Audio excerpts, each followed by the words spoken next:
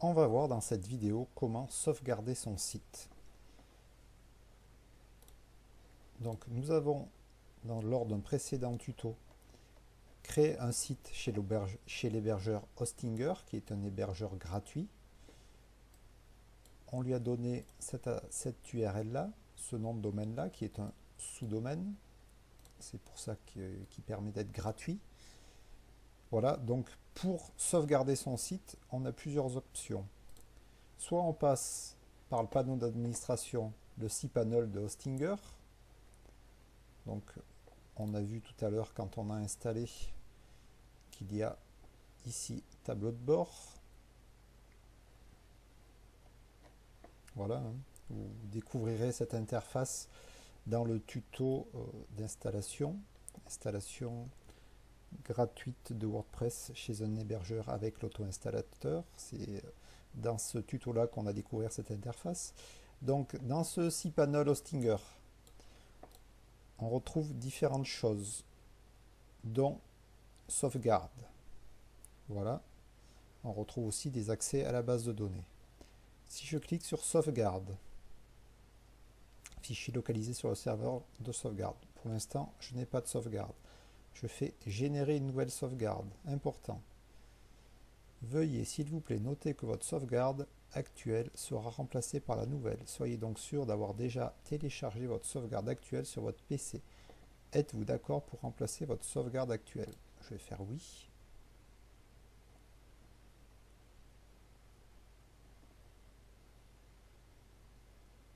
Donc, je ne sais pas, il doit être en train de me générer une sauvegarde, j'imagine.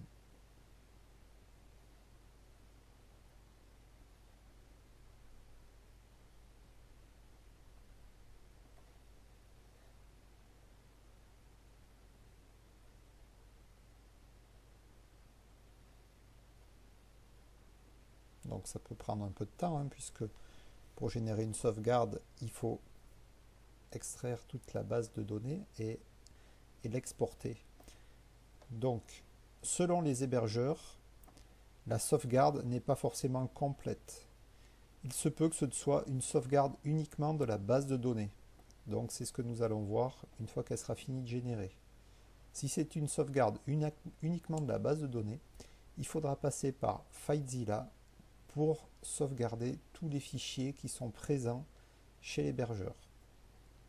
Donc, du temps que cette sauvegarde est en train de se générer, on va voir comment sauvegarder les fichiers.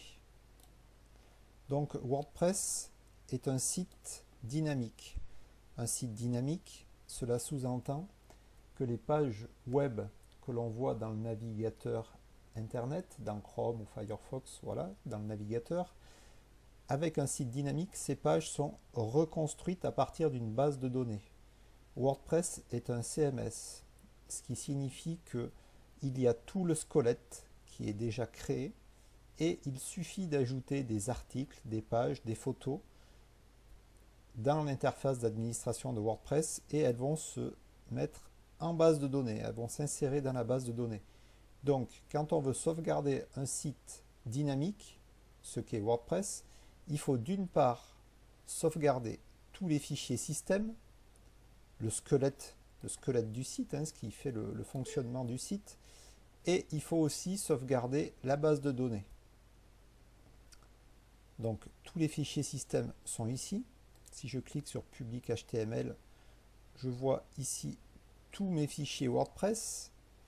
Donc pour faire une sauvegarde dans ma partie locale, ici, donc là je suis sur mon PC, donc c2.userstef, je crée un nouveau dossier, je vais l'appeler 2017-0302, la date d'aujourd'hui, save site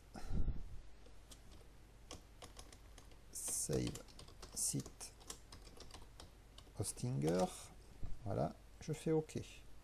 Donc maintenant j'ai mon dossier, je double-clique sur mon dossier, je vais y cliquer ici chez mon hébergeur distant, dans le dossier public HTML, là où il y a toute l'arborescence de mon site.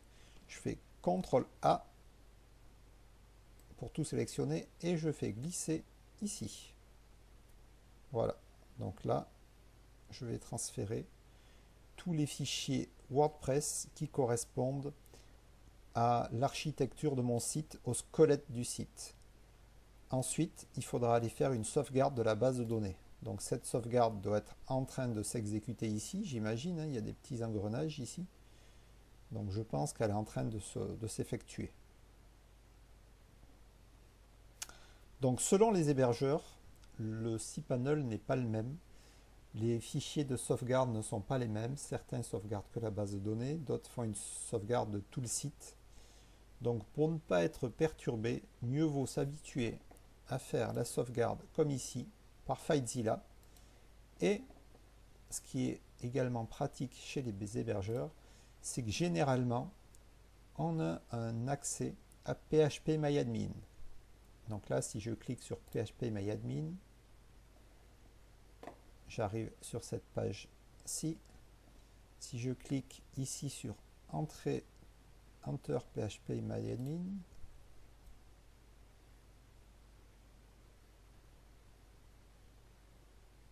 j'arrive sur cette interface-là. Donc cette interface est l'interface de PHPMyAdmin. PHPMyAdmin est un système de gestion de base de données. Donc il permet de faire des requêtes SQL. Hein. Les requêtes SQL, c'est pour insérer des lignes dans une table de la base de données, ou mettre des lignes à jour, ou supprimer des lignes. Voilà, c'est pour faire des opérations sur la base de données, pour sélectionner aussi. Hein. Ici, on retrouve les différentes tables qui sont présentes dans ma base de données, les tables WordPress. Voilà. Quoi dire d'autre? Bah, on peut réaliser différentes actions par cette interface. Et notamment celle de exporter une table. Donc, pour réaliser une sauvegarde de la base de données, il faut réaliser cette opération de exporter. Donc là, je clique sur exporter. Je laisse les options cochées par défaut. Je fais exécuter. Et là, je décide d'enregistrer le fichier en local dans mon ordinateur. Donc là, j'ai mon fichier Save Site Hostinger. Je double-clique. Là, je fais un nouveau dossier que je vais appeler BDD pour base de données. Je double-clique dedans et je fais enregistrer. Voilà. Donc là, la sauvegarde de ma base de données est lancée.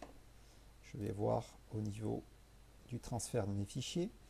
Il me dit que mon fichier existe déjà dans la cible. Bon, peu importe, je fais toujours effectuer cette action et je veux remplacer. S'il existe déjà, je veux avoir la dernière version, donc je veux le remplacer.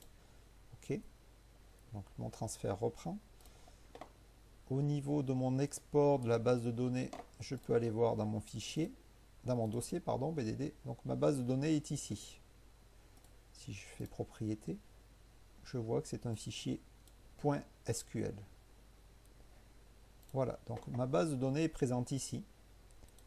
Et tout mon site est en train de se télécharger ici.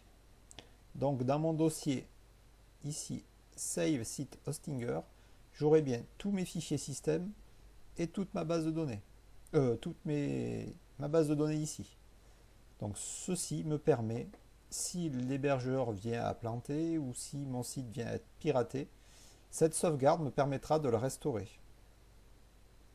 Je vais voir au niveau des transferts où est-ce que ça en est. File d'attente, 740, 750, voilà. C'est toujours en train de se transférer. Donc ici maintenant, je peux sortir de PHPMyAdmin. Voilà. Je peux fermer mon onglet.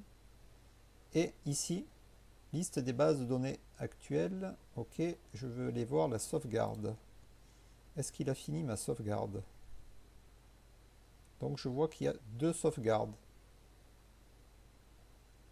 Alors je ne sais pas pourquoi il y a 2 sauvegardes.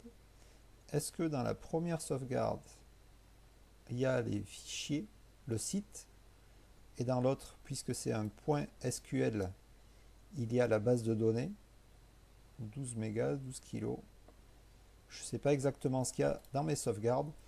En tout cas, il a bien réalisé une sauvegarde. Pour plus de sécurité, je préfère passer personnellement par FileZilla, transférer mes fichiers puis générer une sauvegarde par phpMyAdmin. Voilà, on a vu comment générer la sauvegarde d'un site dynamique. Dans le prochain tuto, on verra comment restaurer son site chez un autre hébergeur, comment le migrer.